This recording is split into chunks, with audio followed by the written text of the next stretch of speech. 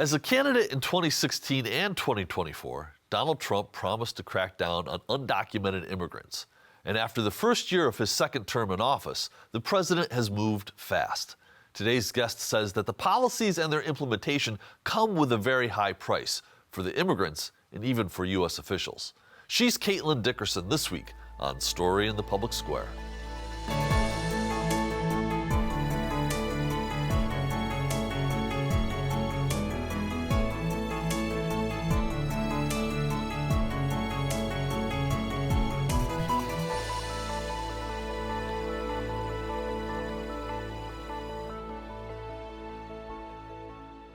Hello and welcome to A Story in the Public Square, where storytelling meets public affairs. I'm Jim Ludis from the Pell Center at Salve Regina University. And my guest this week is Caitlin Dickerson, an award-winning investigative reporter and feature writer for The Atlantic magazine. She won the 2023 Pulitzer Prize for explanatory reporting, among several awards of recognition for her remarkable reporting career. Caitlin, thank you so much for being with us today. Thanks for having me. It's a pleasure. You know, you have been on the biggest story of both Trump administrations, one of the biggest stories of both Trump administrations, the president's focus on immigration and efforts to deport Americans that he says are here, or deport individuals who he says are here illegally. Let's just start, has immigration always been as contentious an issue as it seems like it's been for the last decade? So it ebbs and flows throughout American history. Certainly the intense backlash that we're experiencing against immigrants right now is nothing new. Now, I can point to episodes going back to the 19th century. But I think in the last decade, we have seen a really significant increase in tension and politicization of this issue, probably the most that we've seen since the 1960s, I'll say. That's for a few different reasons. Obviously, we have had lots of immigration to the United States since 2014 or so. That's really when the tide began to turn, when we saw more people crossing the southwest border due to kind of a bad mixture of conditions in Central America initially. Related to the economy there, related to public safety, the government's willingness to and ability to keep people safe. And then, of course, the numbers have expanded as we've seen other countries experience significant chaos, from Afghanistan to Ukraine based on what Russia's war there, and then, of course, Venezuela. But I think the other reason why we're experiencing so much political consternation now over this issue is because Donald Trump has really taken it up and has seen a lot of support, has gained a lot of traction by focusing his campaigns on immigration. And so there's kind of a feedback loop where he feels it's a successful issue for him, and then he sticks with it. Well, and so in his first administration, this was, again, an issue that he campaigned on in 2016. In that first administration, you've taken a deep look. You won a Pulitzer Prize in 2023 for your look at essentially what became a family separation policy in that first Trump administration. Do you want to walk us through a little bit about what they did in that first term, sort of as a precursor to what we've seen happen in the last 12 months? Absolutely. So when Trump was running for president the first time, he had Stephen Miller, who's now a deputy White House chief of staff, writing his speeches. And Stephen Miller was passionate about his anti-immigrant stance, going all the way back to the time when he was a high schooler, then when he went on to work for Senator Jeff Sessions in Congress. And then he'd taken this job for Donald Trump. And basically what the Trump campaign noticed is that when he talked about immigration on the campaign trail, he got a really strong response. People cheered, they were angry, but they agreed with his position. And they determined that, if Trump could talk about immigration and kind of put people's frustrations, whether they were about the economy, educational opportunities, just their general conditions in the United States, if they could focus that anger toward immigrants and sort of blame immigrants for those issues, it turned out to be really popular. And so Trump ended up winning the presidency. And as a result of that, what I found in my reporting was that Miller's status within his first administration was really elevated because they didn't expect him to win the presidency. And when he did, people really gave Miller the credit and thought that it was his focus on immigration that had gotten Trump into the White House the first time. And so it became an obsession. And, I went back to discover where this family separation policy came from, one in which thousands, between 4,000 and 5,000 children were taken from their parents at the southwest border. They were shipped to detention facilities across the country, with one not knowing where the other was. Hundreds of parents were deported without their children under this policy because it was so chaotic. And in trying to figure out how it was that the government came to put this policy into place, I learned just how much the White House and the cabinet agencies were consumed with this issue of immigration because Trump and the people closest to him felt that it was so vital to his maintaining support and maintaining power. And so that the family separation was the pinnacle of his crackdown policies against immigrants. But of course, there were many others, attempts to seal asylum and prevent people from applying for asylum through a variety of measures, ones that required them to wait in Mexico while their applications were being processed or apply in a third country before they reached the United States. It was really this effort, again, led by Miller, to restrict immigration to the United States as much as possible. And, it was a campaign that was sort of put on pause during the Biden administration and that has very much been taken up again since Trump took office for the second time. One of the things that I did not know until I went back and reread your piece from 2022 was that the idea of family separation as a policy had been floated and even pitched in the Obama administration to then Secretary of Homeland Security Jay Johnson. Why was it rejected under the Obama administration, even if it was going to later be adopted in some form by the Trump administration? So I interviewed Jay Johnson and others from the Obama administration, including Tom Homan, who's now serving as Trump's border czar, but has been in immigration enforcement for many decades, and told me he came up with his staff with this idea to separate families and first pitched it to the Obama administration. And the Obama administration declined to move forward because they felt it was too harsh. They felt it was inhumane, and that even if it was going to discourage illegal border crossing, it was not something that they were willing to subject children and families to, anticipating that those separations would cause long-term damage to the families, but also that they would be incredibly chaotic. I mean, when they did come to be, they created massive chaos in federal courts. Federal prosecutors who were used to spending their time on drug smuggling and human trafficking cases had to dedicate all of their energy toward prosecuting these low-level misdemeanor crimes that were being pursued simply for the purpose of justifying a separation of the child from the parent who was being prosecuted. So for all those reasons, the Obama administration declined to move forward, but Homan held on to the idea and then pitched it again when Trump was president. And all of those practical things that the Obama administration was worried were not in place if you're going to have that kind of policy, proved to bear out when the policy actually was implemented in the Trump administration. Was it a case of overreaching? I mean, it's almost a case study in how not to govern. But was it a case of overreaching by the Trump administration to go that far, that fast, when there were even voices in that first administration that thought, we can't pull this off?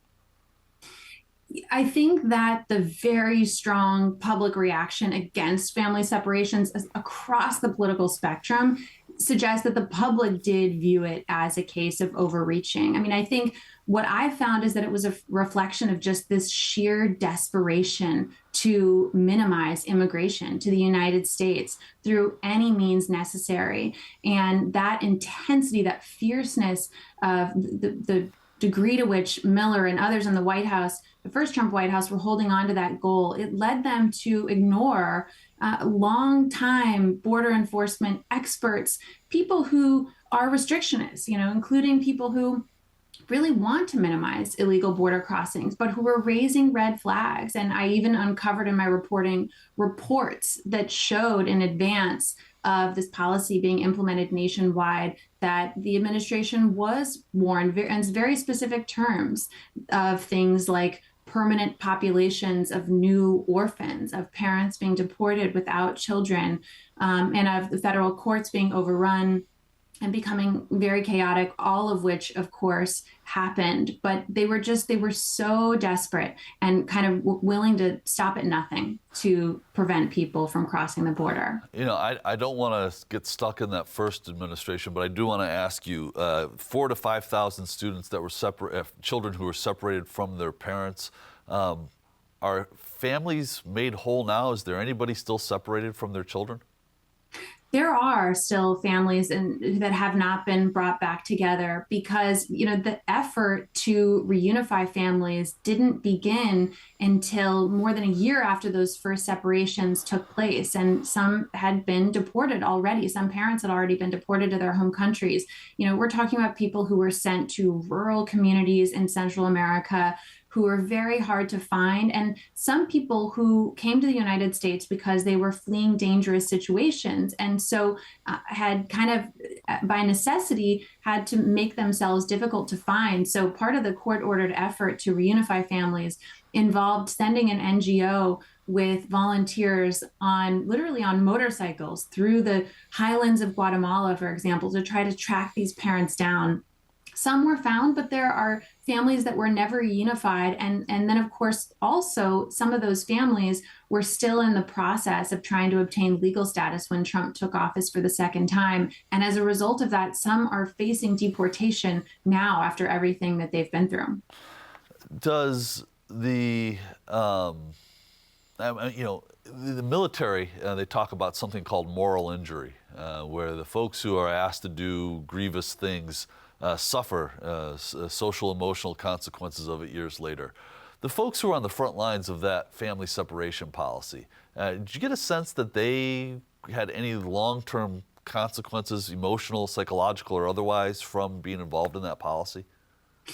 I did. Yeah. The few that were willing to speak to me on the record in the enforcement side, they cried through their interviews in some cases and really struggled with what happened. There's also a public defender in my story who I interview, and, I interviewed her in a dark home, and, just this really heavy air was kind of hanging around us. She was so intensely impacted, was quite depressed, had to leave her job, and really is permanently impacted by what she went through. I mean, that's true of people kind of on all sides of the issues. The social workers who took care of children, people who worked in immigration enforcement, the lawyers who were involved in these cases. There were a lot of really intense emotions in those interviews.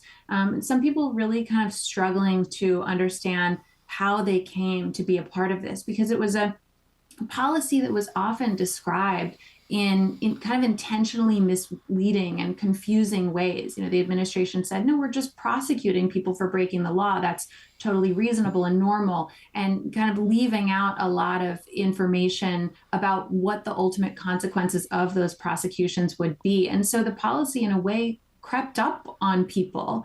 And I think that's part of why so many struggle with the role they played still today. It's remarkable reporting. What compels somebody to become a migrant in the first place? So I've spent a lot of time looking at this issue, and it's important to remember that immigration is as old as, humanity itself, right? It's a very unfortunate circumstance that, we're lucky if it doesn't befall us in our lifetimes. But all kinds of things. I mean, I mentioned Venezuela and the migration that we've experienced from that country in the last couple of years. Venezuela is a mess. The Maduro administration is corrupt. They've mismanaged the country's economy. The minimum wage, I believe, fell to something like less than $2 or $3 per month in Venezuela in the last few years. So people have really been struggling to feed their families, and that the administration there is also very aggressive and harsh with any kind of political opponents. And so, human rights experts have documented killings, disappearances, torture. So it's a country that is not free and where it's very difficult to, if not impossible, to, feed oneself and one's family and live safely. And so that's exactly the type of circumstance that leads someone to flee from their home and migrate. And one of the things that strikes me most when I'm talking to people who've left circumstances like that is how much they preferred to stay in their home country, right? Lots of people would rather live near their family, be able to speak their language, be able to benefit from the work they put into building a career or getting an education, because a lot of times that counts for nothing when you move to a new country. There's, of course, war, which is why we've seen so many Ukrainians move to the United States, climate change. There are lots of factors that force migration. And there is, of course, the economic opportunity side of things too, right? The fact that in the United States, we tend to employ people within days of their arrival in this country. So while our laws may tell one story, that we want to mitigate migration, our behaviors as consumers really tell another, because there is opportunity to be had here. And it's that mix of two things that I think is the main driver for the migration we've seen in recent decades. One of the things that I so admire about your reporting, Caitlin, is that you literally have walked a mile in these shoes. In 2024, you had some tremendous reporting in the Atlantic about the journey that individuals make from South America into Panama and up into the United States. Can you give us just a taste of what that trek actually is for those who are taking it? It's not without substantial risk. So in 2023 and 2024, I walked this 70-mile or so stretch of land that goes from Colombia into Panama. And it's a jungle called the Darien Gap. The only way to get toward the United States, if you're in South America and you're trying to move on foot. So it's incredibly treacherous. In the Darien Gap, you've got threats that include snakes that can kill you with one bite, deadly spiders and other insects, jungle cats, hills that are incredibly steep, grueling to climb, and that have even caused people to have heart attacks and die just because of the strenuousness that they involve. This region rains almost every day there. And so you've got rivers that crisscross the route that you take on foot, and you're crossing water, more than a dozen times a day. And those rivers are prone to flash floods. So even people who are healthy, young, strong swimmers have been known to be swept away and die.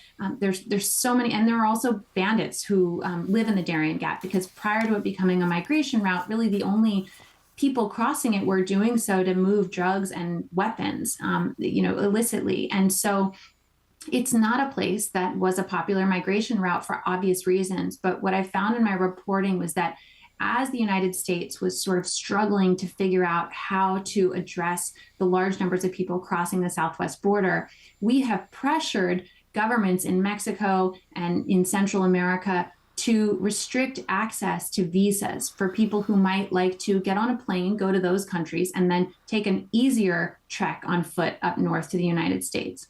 The thinking was that restricting those visas would discourage people from making this trip at all. But what it actually did was it just shifted the route that people were taking, such that hundreds of thousands of people were crossing this stretch of land by the time that I started to report on it in 2023. And I just really felt I needed to see it for myself to understand what people were risking to get to the United States and how it was affecting them, how it was affecting all the countries along the way, along that journey, and of course, us when they ultimately reached us here. And these are not just all individuals from the Western Hemisphere. They were literally from all over the globe. It's true. There are people in my story from Africa, people from China, people from all over the Caribbean and Asia and Africa, as well as Central and South America. I mean, just about everywhere. And it speaks to the way that migration policies have evolved. Again, through diplomatic efforts, the United States has tried to block people from getting to the United States. But what happens then is that cartels, organizations that are professionals at moving illicit drugs and weapons across the globe, they see an opportunity and say, why don't we just start moving people too? Really kind of seizing on the desperation that people have and their willingness to resort to just about anything to get their families to safety. So, as a candidate again in 2024, former President Trump said he was going to make the security of the southern border and removing undocumented immigrants from the United States a top priority of his next administration. He's been in office now for about a year. What has he done? So, whereas the first Trump administration focused more intently on blocking people from trying to enter the United States through the southwest border, this Trump administration has really been focused on deporting people within the interior of the country, really, really aggressively going after that goal. And, I think some of the things that I've observed, one is that the administration had promised initially to go after who they called the worst of the worst, people with very serious criminal records who represented a public safety threat. Really, the Biden administration was going after and deporting people who fell into that category, as had Trump during his first presidency and the Obama administration. They've always been a priority of immigration and customs enforcement officials. So what really has changed under the current Trump administration is that they're arresting far more people who don't fall into that category, people who've lived in the United States for very long periods of time, who have no criminal record, even arresting and deporting people who came into the United States legally. So when I crossed the Darien Gap, for example, the Biden administration had in place a parole program that allowed people to apply and come in for an official interview with border enforcement officials. If they passed that interview, they would be provisionally allowed into the United States as their immigration case proceeded. Trump got rid of that program and canceled those provisional statuses. Hundreds of thousands of people lost status overnight. And so even those folks who came into the United States legally are being pursued for deportation. The other thing that's happening is that these removals, and the administration is touting more than 600,000. It includes a mix of people they've turned away from the border as well as people they've deported from within the interior of the country. They're moving incredibly quickly. And what I think a lot of people don't realize is that the immigration justice system is different from the criminal justice system. So what we might expect to have in terms of due process, like the right to a lawyer if you can't afford one, or the right to a jury of your peers, or rules about what evidence a prosecutor can bring against you, none of those things exist in immigration court, which is part of why the administration has been able to carry these deportations out in such high numbers so quickly. Is there, I mean, some of the cases that we've heard about in the news in the last year have been sort of eye-catching. The graduate student up in Boston who was, basically abducted on the streets when the whole thing was filmed. But you've challenged folks to look beyond sort of those high-profile cases and to look at what's happening in those courtrooms and hear the stories of people who are separated from family, separated from contact. What are you seeing when you actually look at those stories? I became interested in the way that we're absorbing this mass deportation campaign because it's largely happening through viral videos because of the nature of our relationship to technology and how it's evolved, right? So as you pointed out, there are a handful of cases that have really become household names. High school students, mothers, daycare teachers, servers, beloved servers at local restaurants. These cases have gone viral after a community uproar because of someone who was beloved was arrested and was deported. And I think one of the reasons why they're going viral is because they seem like they're uniquely harsh. They often deal with people who don't have a criminal record at all or who've been in the United States for a very long time, who have a sympathetic story and a loving community around them. But what struck me about that is that I often notice in the comments and the way that these stories are shared, people think that these are extreme cases, that they're exceptionally harsh. And the data just does not bear that out. As I said, the majority of people, more than 70% that have been arrested under this administration, have no prior interaction with law enforcement at all whatsoever. So not even a very minor charge or conviction, not to mention folks who are being arrested, like one in my story, a man who'd been in the United States for more than 50 years on a green card, had one conviction for marijuana possession that was 30 years old. And, he had a U.S. citizen child who was an adult. He was married to a U.S. citizen his entire adult life. She's now deceased, and he was still being pursued for deportation. That's kind of how desperate this administration is to get to the high numbers. And so I also spent a day observing immigration court, a Virginia immigration court, just to watch what it was like. And I saw just again and again the very types of stories that we've been seeing go viral. And what I wanted to do there was write about how, though we're focusing on a handful of cases, we're missing really hundreds of thousands of others. Caitlin, we've got about 90 seconds left here, and I feel like we've just scratched the surface. But we are taping this a day after the President of the United States described Somali immigrants as garbage, and his Secretary of Homeland Security referred to immigrants, quote, as killers, leeches, and entitlement junkies, end of quote. What happens when senior government officials, including the President of the United States, characterize any community in such a way? I think what happens is that politicization gets worse. They're fanning the flames of xenophobia and anger, really capitalizing on a couple of legitimate terrible things that have happened. The shooting of 2 National Guard troops in Washington, D.C., one of whom has died, and also a scandal in Minnesota involving, really important taxpayer dollars that were meant for needy families and that were being exploited by people who, some of whom weren't born in the United States. But when you describe any group like that in broad strokes, sweeping millions of people into a story they're not associated with, you really just divide the country even more. And I think, we're going to see the consequences of that in immigration policy and how it's carried out, but it's also felt in American communities, the tensions rising, sort of fights breaking out, alienating people from one another. So it really seems like the administration is taking this opportunity to exploit something bad that happened and to make it much bigger and much worse, frankly. Caitlin Dickerson, your reporting is important. Folks can find it in The Atlantic. Thank you for spending some time with us today.